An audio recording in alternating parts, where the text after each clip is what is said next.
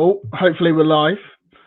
Hello and welcome back to another new signing bonus pod. Before we get into this one, just a friendly reminder to like, comment, subscribe, because all of that stuff really helps the algorithm, gets us into the right eyes and ears. This one took us all a bit by surprise. Argyle have announced the signing of Icelandic international Victor Palsson. I'm gonna guess that's how you say his surname. Those that listen regularly will know pronunciation is not my strong point. I mean, we're normal general words anyway, never mind actual surnames. Victor, 33, signs on a permanent contract, having left Eupen earlier this week, who last year played in the Belgian top flight. He's able to play as a right-sided defender or as a defensive midfielder. He also has 44 caps for his country, having first played for Iceland in 2014. I think that's enough reading from the press release. Delighted to be joined by James from the DC United Kingdom pod. How's things, James? I'm very well, thank you, and appreciate you reaching out and having me on. It took me a bit by surprise as well, because all that suddenly happened was I saw a lot of Plymouth Argyle fans retweeting a video of mine. I'm like, what is going on here?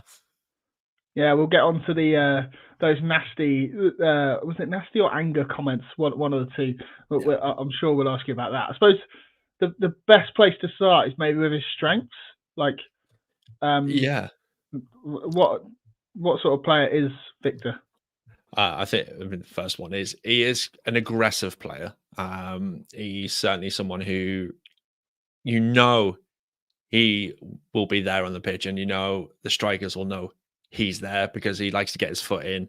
He likes to make himself known to the opposition as well. So he's great from that side of things. His positional play is actually pretty good as well. Considering his age, he's obviously had to improve at that side. He's not quick. He's not quick at all. But when he's just an all-round good player. He's got a good pass on him as well. Something I know Rooney likes to have is playing out from the back. And I'm sure you'll see that throughout this coming season as well. Hopefully.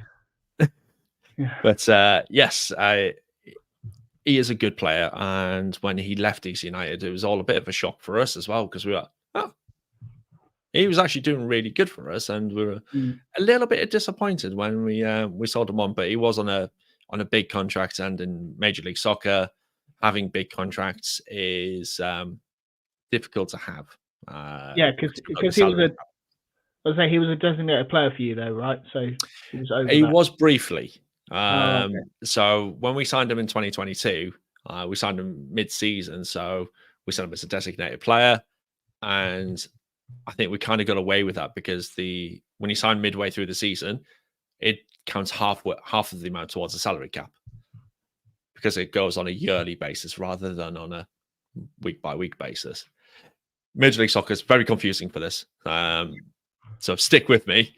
And then when it came to 2023, we then used what's called targeted allocation money to buy him down from a designated player contract down to a normal contract. Right. And then we were able to then sign Click.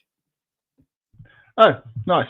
Yeah, I mean, I've tried a Football Manager save in the MLS, and I think I was on there for about 5 minutes before I gave up because I had no idea what was going on. Yeah, so, you've got to be persistent. Yeah, absolutely no chance I'm going to understand contract litigation. Obviously, you mentioned it in the press release that I read out that he's a right-sided defender / defensive midfielder, but according to Transfermarkt, he seems to have played everywhere. Where's positionally, where's best for him? As a holding midfielder, definitely. Yeah.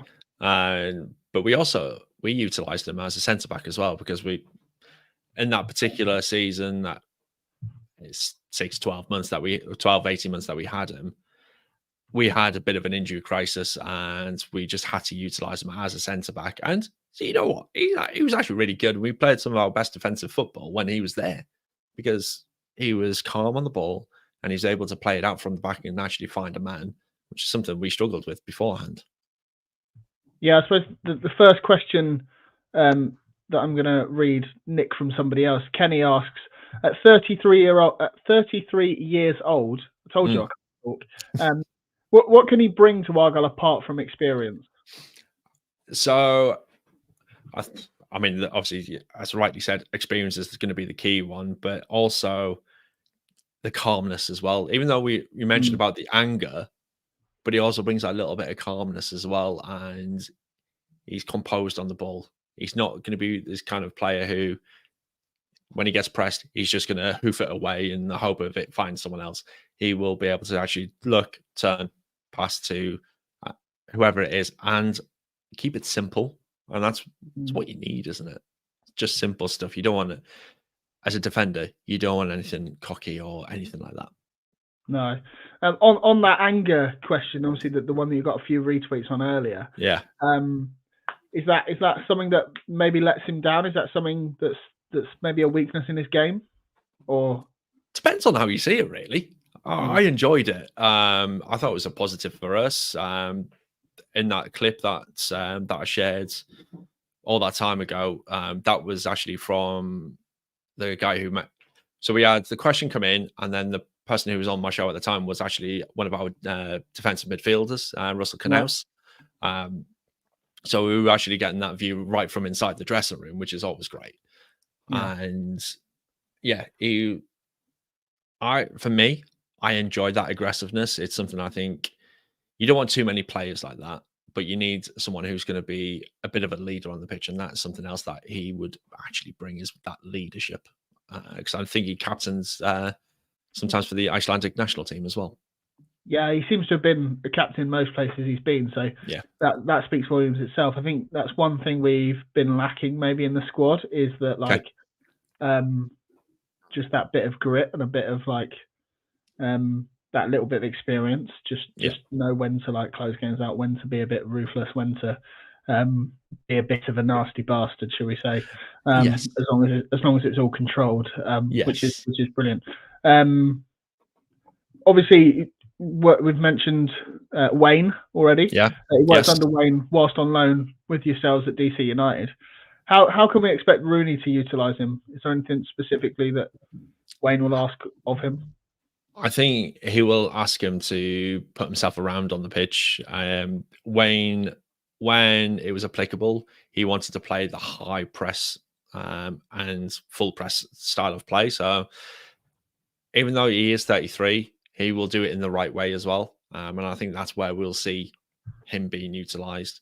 You might also see your goalkeeper playing as a midfielder as well. I just want to throw that one in there because it happened a few times to us, and our goalkeeper got lobbed from halfway line. So nice. Expect entertainment. Yeah. Oh, good. I suppose the only other real question I've got is just about his pace. Obviously, he's 33 years old. Is there any pace there, or is he a bit? Not really, no. So I think that's where I mentioned before about his positional play, and that's where he's had to be improved at that side of things, because he just doesn't have that pace. So when you see him with some one-on-ones coming up against him, you might find that actually he will try and force the player out wide rather than trying to catch him up or anything, actually close that space down and then not allow the player that time to get around him or get across in if needed. Yeah, I suppose the only other real question is, do you think, and obviously being UK based, you might have a bit more of a bit more of an opinion on this. Do you think that he can still play Championship football regularly? He's good enough? Regularly is probably a bit of a stretch. Obviously, in the Championship, it's a long old season, 46 league games, and then you've got the League Cup and then the FA Cup on top of that as well. Week in, week out, you probably see him the weekend games, the midweek games, probably most of them, but not quite every single one. So I think seeing him, if he had no suspensions or no injuries, I don't think we would see 46 games in the league out of him. Probably more towards 38 to 40, I would say. Okay, still enough. That's still a lot. Yeah, we're very used to signing injury-prone players and taking gambles, and not all of them pay off, shall we say? Yes, I think I did see a comment about something about injury prone come through there. Yeah, I'm yeah. guessing that's So where that's come from. we've got Adam Forshaw likely. Oh, for sure. Yeah. So in the UK, I follow Middlesbrough, so I recognise Adam Forshaw. So I didn't realise he was in Plymouth. Yeah, he is. He is, I suppose. And the other way, you have Finn Azaz, so I think you've won that deal maybe slightly. We did all right on that one. Yeah, I suppose we're gonna wait and see if anybody puts any more questions in the chat. Cause I think we've sort of rounded them off. Normally these pods only last about 10-15 minutes anyway. Yeah.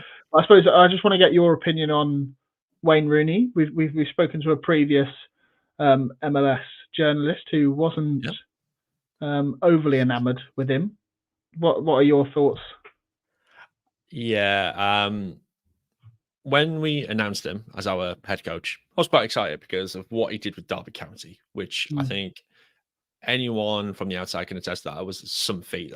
How he, even though they still got relegated, they lost all of their main senior players, and they still managed to get them to almost climbing out of the relegation zone. So fair play to him on that one. However, Major League Soccer, DC United, one of the clubs with the richest histories in the league, and we've had a bit of a bad run over the last sort of 5-10 years, should we say, and nothing changed. Right, nothing changed. It started off all right, but then it petered out, and I don't want to be negative Nelly or anything like that, but like I say, he wants to play the high press game, and there's a time and a place for it. Sometimes he doesn't quite tweak his tactics in the right sense, depending on the opposition. He tends to go for the same thing over and over again until it just breaks. Yeah, so we've had similar feedback to that from Birmingham and Derby fans. So well, look forward to that. But there's no point being negative now. We've got to be positive about it and see what comes. But I suppose the last question really is why DC United? Why these guys? How does a Middlesbrough fan become a DC United fan and start a pod and make it a weekly thing? Yeah. So for me, and it's the actual Middlesbrough link. Back in the mid-90s when MLS was first formed, Middlesbrough actually sold a player to DC United in Jaime Moreno, who's an absolute DC United club legend. Great guy. Still, actually, his wife is from Middlesbrough, and they come back every so often, and it's great. And I was only 8 years old at that time, so my first thought on that was, Americans play football? What the heck? Yeah. But then, as you mentioned earlier on, Football Manager, and Freddie Adu. Yeah. You might, if you're a massive Football Manager fan like I am, Freddie Adu is a bit of a legend-ish, if you want to call it that. And he signed for DC United, and I started managing DC on the game, and it just kind of grew from there. And then I was able to watch some clips online, and then Sky Sports took the coverage, and then I actually managed to go to my first game out there back in 2018. And I've been able to do podcast interviews at the stadium with players and staff, and I've actually done a live show out there, which is great. The team love it. They've got a lot of time for what I'm doing, and if I want to have a player on, I'll request it, and they'll happily provide it. And yeah, it's great. And I'm just saying, Cherno Samba is greater than Freddie Adu. Yeah, Cherno was on our books at one point. Obviously, Matt Crooks as well. Just gone over. So, he went to Real Salt Lake. Yeah. To be fair, and Lewis O'Brien had a stint at DC United, who's technically a freebie now. Yeah, I think. He was at Forest, and then he went on loan to Borough after DC United. So yeah, there's plenty of players who go over to MLS, but there's actually quite a few who are coming over, and for anyone out there who hasn't watched MLS at all, don't go watching Inter Miami, because that's just a fool's game. Right. Come and watch DC United, and come and watch. And if you're used to being put through the grinder, then come and watch us, because you'll get more of the same. And but there's a great community. I definitely don't want more of the same. I definitely don't want that at all. You'll have more of me. Well, true, very true. I suppose just to bring it back to Victor before we go, I don't know if there's anything else you want to add. Maybe is there anything you know about his character, or I don't really know. But yeah, just to close it up. Yeah, it's because he is a great guy. You can see that with the teammates that we had and he had around. Everyone was drawn to him. He's a great leader. I think he will do well for you guys. I just hope that Rooney's tactics also mirror how he plays and how you're building your squad as well for this coming season. Granted, if you come up against Borough, I hope you don't do so well. But otherwise, yeah, I think he'll actually be a really good player, and I'm sure the fans will love seeing him play. And if he gets a good couple of tackles, then I think he'll certainly become a bit of a cult hero. Nice. Can't wait to see him get started. Before we go then, James, where can people find your output? Yeah, so on any good old podcast provider, just search for DC United Kingdom podcast if you do want to tune in. I also do, similar to what we're doing here, I do go live on YouTube as well. So at DC United Kingdom, same on Twitter as well. I'm not going to use the that letter that they decided to change to. And I'm also on Instagram and Facebook, but they are slightly different. They're DC UK FC. Brilliant. Cheers, mate. I've stuck all your links in the description anyway. So thank you very much. Appreciate it. Cheers, James. Yeah, cheers.